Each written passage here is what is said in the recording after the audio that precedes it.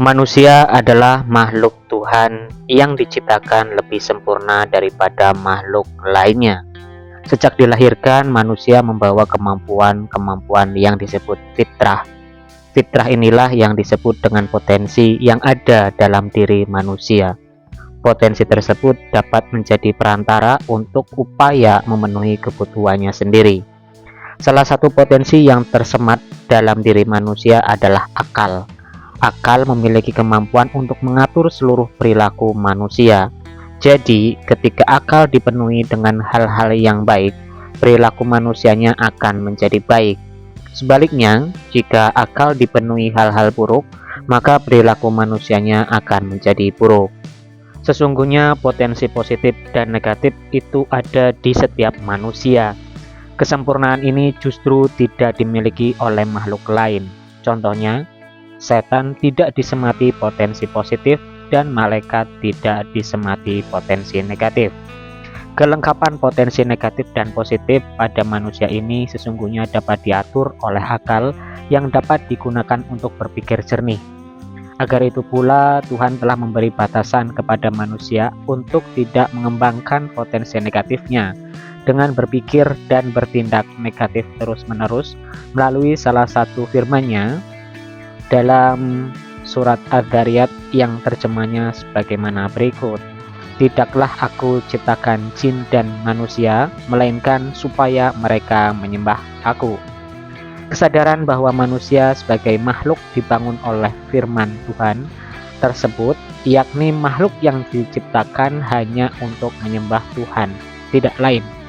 Kesadaran tersebut akan membangun keyakinan bahwa menyembah Tuhan itu baik dan tidak menyembah Tuhan itu buruk. Keyakinan itu pula kemudian turut campur dalam proses berpikir manusia sehingga ia dapat membedakan mana yang baik dan mana yang buruk. Ibnu Taimiyah juga berpendapat senada, yakni potensi dasar manusia adalah potensi bawaan yang ada dalam diri manusia yang dibawa sejak lahir, di mana potensi dasar tersebut mengarah kepada kebaikan atau hal-hal yang bersifat positif atas dasar naluri dan kecenderungan tauhid. Kecenderungan tauhid yang dimaksud adalah naluri kepatuhan dan mengabdi kepada Tuhan tanpa ada kemusyrikan. Namun, pada diri manusia bukan hanya disematkan akal semata, tetapi juga ghadab atau marah dan nafsi atau syahwat. Keduanya sangat mempengaruhi kinerja akal manusia. Ketika kemarahan bekerja secara maksimal, maka akal tidak dapat digunakan berpikir dengan jernih. Demikian pula ketika syahwat merajai pikiran, maka akal tidak dapat bekerja secara optimal. Hal yang dapat menurunkan tingkat kemarahan dan syahwat agar akal dapat bekerja dengan maksimal adalah keimanan. Keimanan itu menyadari bahwa posisi diri adalah manusia, makhluk yang dhaif atau rendah, dan Tuhanlah Sang Maha Tinggi derajatnya yang Maha Mengetahui dan Maha Pengasih lagi Maha Penyayang. Dalam Al-Quran, manusia disebut sebagai al-insan yang merujuk pada kemampuan dalam menguasai ilmu dan pengetahuan.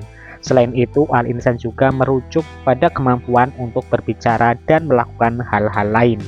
Dengan kemampuan-kemampuan seperti itu, Tuhan menjadikan manusia sebagai khalifah di muka bumi ini.